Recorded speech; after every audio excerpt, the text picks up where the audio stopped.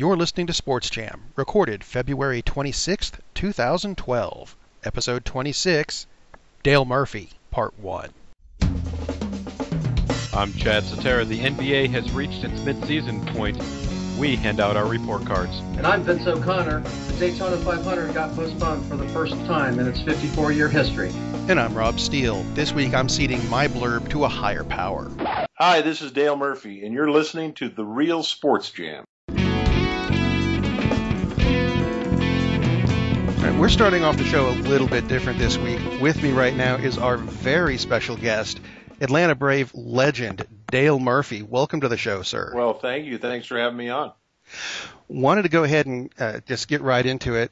With spring training underway, we wanted to kind of get you to compare your first spring training with your last spring trainings. What kind of changes happened during your magnificent career? Well, thank you. Yeah, my first spring training, it's interesting. A lot of people always ask me the question, did I overlap with Hank Aaron? My first spring training was 1975, and his last year with the Braves was 74, and he was with Milwaukee in 75. So that's one thing I always wished I could at least have been in one spring training with Hank. But I missed Hank, so my first year was 1975. I went there, of course, I was drafted as a catcher. And, I did pretty much what first-year spring training catchers do. Their first spring training is warm up a lot of pitchers. And so I spent a lot of time in the bullpen and got into a few games. Didn't have any visions or feelings that I wasn't, had no thoughts about making the team, obviously. I signed the previous summer in 74, so my first spring training was 75, and it was I was scared to death. I mean, there were just the veterans. You really feel just like so much like a high school kid with guys in their mid-20s, early 30s, and mid-30s, and just everything was very uncomfortable. I have to be honest with you. But the guys were great. Ralph Garr was there. Dusty Baker was there. Buzz Capra was there.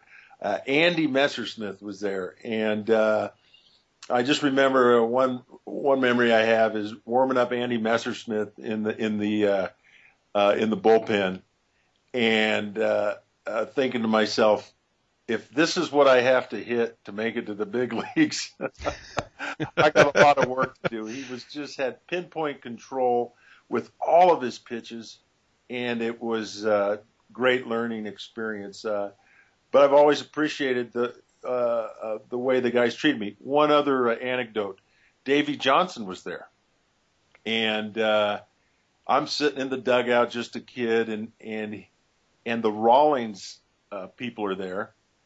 And he goes up to me, hey, Murph, you got a glove contract? And of course, I was a rookie A-ball. I was going to A-ball that year.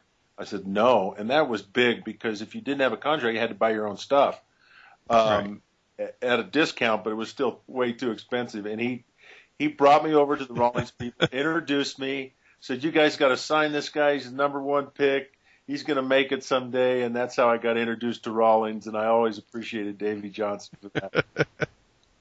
That's cool. I actually, you asked me to compare it to my next spring trainings, or my last one. The ones at the end of my career were just a lot more fun and a lot more relaxed. Once you've got a teammate and you're in the big leagues, spring training really becomes a lot of fun. Just trying to, get in shape and ready to go. Of course, at the end of my career, I had a few injuries, and so that made spring training a little bit more interesting, I guess. But spring training became a lot more fun as my career went on. Something I've been curious about, is spring training just a constant working out thing, broken up by the occasional game, or is it, hey, we're in Florida, let's bring the family and go look at Florida things, or how exactly does that work? You probably want the real scoop, huh? Here's what I tell people. I say spring training before the games start. This is after you made the team and you're in the big leagues. Here's my spring, and I'm joking a little bit. It's not totally like this, but this is how laid back it is. Once you're a veteran, you go to the ballpark, you take some BP, and then you go play golf. And then once the games start, you go to the ballpark, you take BP, you get a couple at bats, and then you go play golf. And I'm exaggerating, but not too much. But no, you're working out in the morning, doing your weights, doing your drills. Once the game starts, you pretty much have the same morning schedule. Your workout, take a lot of BP. Obviously, you get paced in spring training if you're a veteran. If you're a young kid, you want to get every at bat you can. And but I will have to say that no, it's a highlight for veteran families and their kids, especially now with the Braves in Orlando at Disney World. It really is a highlight of a family's time in baseball. It's a lot of fun. Obviously, the weather's warm. It's a great vacation for families right now, but it's pretty relaxed until you start tuning it up the last week to 10 days. You start playing more, and you always kind of take it seriously. But it's definitely a relaxed atmosphere, a lot of fun, actually, a lot of fun. I noticed on your website you've got the I Won't Cheat Foundation. And I was wondering if you could talk about that a little bit. Sure. Yeah. During the height of the steroid issue, some friends of mine were just sitting around. We're parents of young kids and coaching young kids, and we were really discouraged that the message, whenever there's a problem like that, the message to kids and to most people is that everybody is taking this stuff in the major leagues. That's just what everybody's doing. And, I knew that wasn't true. I knew we were in a problem, that there were more guys, that it was a problem. So we just decided, hey, we got to get this message out to kids. You don't have to take performance-enhancing drugs to be a great athlete. I didn't take them, and most guys aren't taking them, and things like that, and all the problems with them. And so we started down that road and got some good advice from people is like, you really ought to broaden your message, because even though performance-enhancing drugs is an issue with young kids, there's a lot of character issues that are a lot of problems for kids. General drug abuse, bullying, academic cheating, performance-enhancing drugs, and like I said, just drug abuse, other issues. So we just kind of moved to broaden our message. That's still part of our message, but it's a foundation where we try to just tell kids that, you can be a success, and you can do things the right way. It's just not, it's not something that, contrary to what you see on TV and in sports and with a lot of problems around the world, that you don't have to bend corners, you don't have to cheat, you don't have to take shortcuts. You can do things the right way. That's kind of, the character matters most above all that you achieve in life. And that you can achieve everything you want to achieve and do things the right way. That message is kind of compromised sometimes when you watch sports and you hear what's going on. So that's basically our message, and we're just trying to slowly grow that message. Well, going along those same lines, I suppose, what do you think about the Ryan Braun situation that's come up? Wow. Well, this I lots of gray areas in this one, I think. There really are. There's a lot of gray areas in the whole thing with a lot of the guys, because a lot of things. But I don't know. The first thing that comes to my mind is what a tragedy that the thing was leaked, because it really messed everything up as far as being able to work through this one way or another. The fact that it leaked and that there are some details out there really raises all the speculation about how it compares to things in the past, to so-and-so's test. Well, it really bothers me that because that really creates the whole problem with, why don't they address this? Why don't they address that? Now that it's been leaked, well, anyway, I have a thought on that. I was just going to say that a couple of things. I agree with the arbitrator's decision. I think that was the right decision. I don't agree with what Major League Baseball did after the arbitrator's decision. in that I felt like they really tried to bury Ryan Braun, and once the decision is made, both sides should say the decision's been made, we're moving on. I understand MLB's part is that they wanted to make sure that everybody knew that, hey, this is his decision, but look, we still have this test result that's a big issue. And I know that people are frustrated, some people that he got off on a technicality. Apparently, that's what it looks like. I'm still very confused by a lot of things. I don't think we have all the details, and so things are really confusing to me. It just really makes no sense. A guy that has the reputation of Ryan Braun and has tested okay in so many instances, and then to have the testing increase in the middle of the playoffs or at the beginning of the playoffs where he knows it's going to increase, for him to all of a sudden inject himself or somehow, some way get this stuff into his system just really boggles my mind that he would even think about it, and he has maintained that he didn't. So I'm having trouble wrapping my head around that.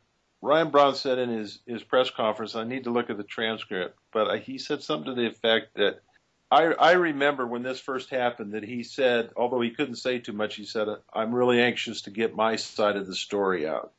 I would like him to do that. I think he should do that because I don't think the technicality that the sample was not shipped for a couple days is his side of the story. I think it was the defense that they used to get him off, but I wish that he would say, here is my story. Here is exactly what happened. In his press conference, he said, I'm still not going to, he said something to the effect, I'm still not going to go into the details because this isn't about me. We don't need to go into it, to protect the, Major League Baseball, the game, and this whole process. We're going to move on, and I'm innocent, et cetera. I say, since it was leaked, I say the more details, the better. It's counterintuitive, maybe, but I say I want to hear your side of the story, Ryan, because he apparently, when it first broke, was that no, I'm going to tell everybody what happened, and now that the decision has been made, that so that's what I think. Personally, I think it'd be good for him and baseball to get all of the story. I still don't think we have all of the story. So it's an unfortunate thing. He's a very good guy, great ball player. He doesn't have the appearance that he's on some serious juice, roids like the old days. Something happened to that sample. Something happened to that test. I'm really trying to still figure it out. But, he's a very believable guy, his reputation and everything. And I just would like more information. Can't say I disagree with you on that. I think there is something missing. I know with as much murder mystery shows as I watch them, going, come back from the commercial break. Where's the rest of the story? Yeah, it's counterintuitive. I think again for someone to think, look, we get into the details. It's over. I just say no. It would be really helpful if you have some more to say about it. Because when it first happened, I remember him saying, I'm looking forward to sharing my side of the story. And I just don't think his side of the story is, back then, I didn't get the feeling, was that the sample sat for a couple days. I didn't think that was the story. I thought he had more to say, and I thought he alluded to it in his press conference. Maybe we'll never know, but it always helps to shed all the light on these kind of things, whether it's good or bad. Whether it makes him look good or bad, it helps him, I say. It helps Major League Baseball. I think some of the steroid issues with the guys that have been accused have come up because they weren't forthcoming about it.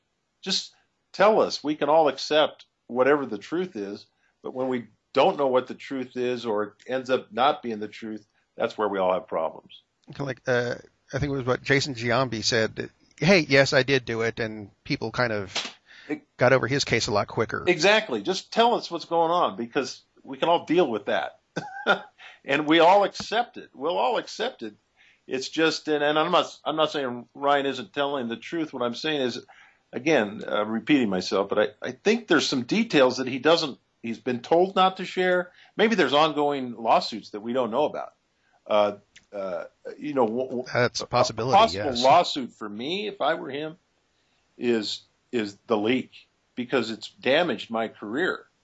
I ended up getting off.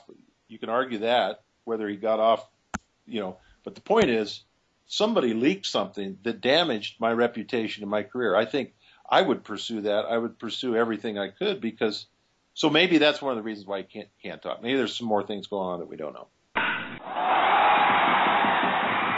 And I hate to cut it off there because I would love to listen to the rest of that again, but I know Chad's chomping at the bit to get his NBA report cards in. Rob, it is not the NFL, it is the NBA. It is only report cards. And, yes, I'm excited. Great interview with Dale Murphy. The second half of it's going to be great. I know I'm going to be ready for it. I know Vince is going to be ready for it. And our little buddy Steven, who is not with us this week. Gentlemen, I think it's all the time right now. We need to give a little shout-out to our little buddy Steven. Congratulations to him and his wife on the birth of their first child this past Wednesday. Congratulations. Yay. Congratulations, Stephen. You're definitely going to be missed on this show. And Vince... he'll be back. It's not like he's not going to come back. He'll be back. He'll just be very tired. Yes. And, anytime anybody has a child, the first couple weeks is all about adjustment period. And, he's got to adjust his schedule properly to get Sports Jam involved. Is that correct? A little bit. Okay. Doesn't he always? Yeah, he always does. He's definitely a trooper. But here we got Vince O'Connor going to step in. Vince is going to join the Sports Jam team as a full-time member. Vince, welcome back to the show, and congratulations on the promotion from guest to additional co-host. Oh, thank you guys very much. I really appreciate it. So now we get to go from your specialty, which is NASCAR, and you've got news as we're taping right now. You've got news on the NASCAR front. Please fill us in on what's going on with the NASCAR Daytona 500. Well, for the first time in its 54-year history, rain has postponed it until Monday, and they're going to be running at noon. So we'll have results on that late on Monday. Yeah, Rob is a trooper. Rob's going to actually air a special edition of Sports Jam. We're going to do a NASCAR pool edition. So if you're listening to the show right now and you really want to get the NASCAR pool results, don't be alarmed. Rob will have the attachment for the NASCAR Sports Jam pool NASCAR edition attached up on the website. Yeah, somewhere. TheRealSportsJam.com. There you go. So let's go into the NBA midseason report cards. We've got a couple minutes to spare. Thank you to the rain in Daytona. And when we look at the midseason report cards, you look at two teams, one in the East, one in the West, that seem to be running away with both of their conference, and that being the Miami Heat and the Oklahoma City Thunder. If we were to stop the season right now, Vince, would you be satisfied with an Oklahoma City-Miami Heat championship finals? Well, you said running away. I don't think exactly the Eastern Conference is Miami's running away with it. I mean, the Chicago Bulls are 27-8, and Miami Heat's 27-7. So they're locked into a dead heat for that number one seed right now with Miami with a half-game lead. But you never know what's going to happen in the second half of the season either. I mean, these guys have put a whole lot of basketball since the strike, put a whole lot of basketball into a short period of time. So we'll see who can keep pace for the second half, who gets tired and who doesn't get tired. But I think you might see a little bit of change at the top of the Eastern Conference, is my opinion.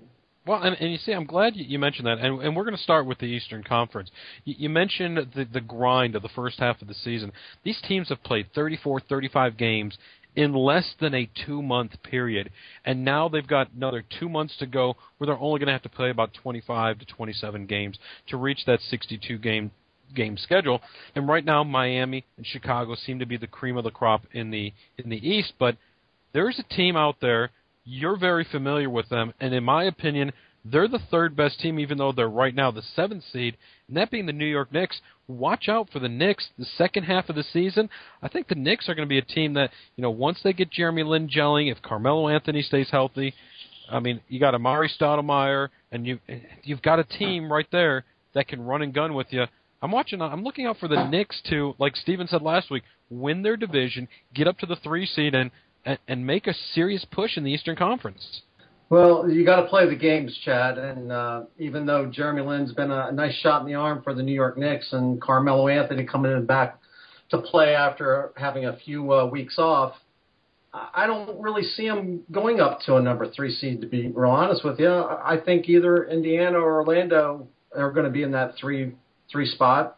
I think Philadelphia may fall back a little bit, and I think New York ends up somewhere right around maybe a 5 seed. And that would be an interesting matchup. You mentioned Orlando. The controversy with Dwight Howard, is he going to stay? Is he going to go? You look at the second half of the season. In my opinion, the trading deadline 2 weeks away. I think Orlando is going to bite the bullet here. They're the number 5 seed right now. I think they're going to stick with Dwight Howard. They'll probably lose him at the end of the season. But like you said, Orlando doesn't exist if they trade Dwight Howard. Yeah, and that's the key, and I guess we'll find that out by the March 15th trade deadline. If he does happen to get traded, then that's going to change everything in that Eastern Conference, in my opinion. I mean, he can go to numerous places. He could go to the Lakers. He could go to Dallas. He's been rumored to go to the Nets. At this point in time, if he stays there, Orlando's not going to get anything in return. And if you go back 16 years ago, they did the exact same thing with Shaquille O'Neal, and they got absolutely nothing for him bolting to the Lakers back then. I don't think they're going to do it again. Yeah, stubbornness is a brutal thing when it comes to NBA owners. And look, if it happens to them again, shame on you once. If it happens to you, shame on. I mean, this situation shouldn't happen in the NBA. But all around, in my opinion, the Eastern Conference, like we said, Miami, Chicago, no doubt, those are the cream of the crop. Those are the 2 teams that should play in the Eastern Conference Finals. Even at the midseason point, in my opinion, you cannot absolutely mark it down now. When it comes to the end of May, those 2 teams are playing to see who's going to the NBA championship. I would agree with that. In the Western Conference, a shortened season many years back in 1999 helped a San Antonio Spurs team that had an aging David Robinson vault them into position to win the NBA championship. Now they've got an aging Tim Duncan.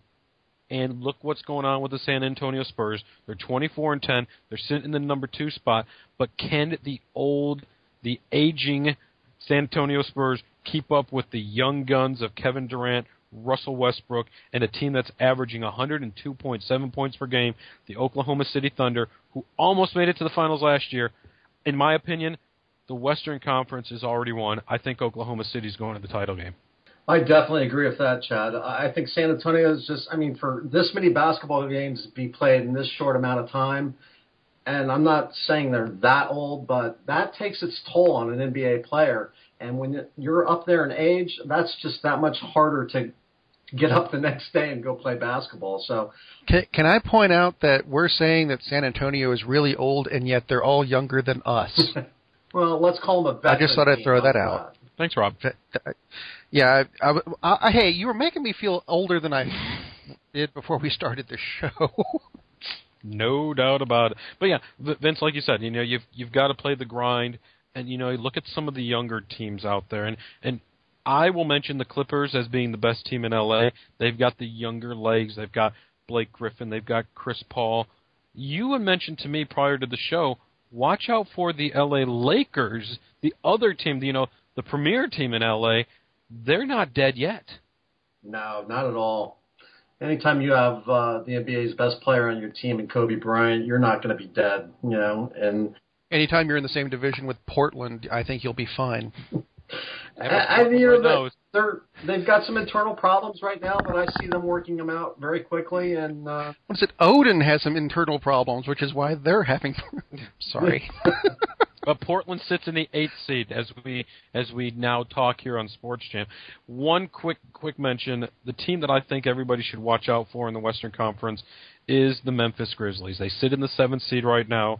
Players like Rudy Gay and Marc Gasol, they're the leaders. But when you have a player like Zach Randolph, who in the beginning of the season, after 4 games, tears an MCL, but has the possibility of coming back right before the playoffs if the doctors clear him and get him involved with the Grizzlies into the playoffs. Right now they're matched up against San Antonio. And you get Zach Randolph back in there who can bang on the boards, who can beat up a player like a Tim Duncan underneath, inside the paint. Memphis is a team that scares me when it comes to the Western Conference and all these power teams, including Oklahoma City. Memphis, I don't know, they were that close to making it to the Western Conference Finals last year. If they get Randolph back, and only if, and I say that with a big quotation marks around it, if they get him back, Memphis has to be a team that everybody watches out for.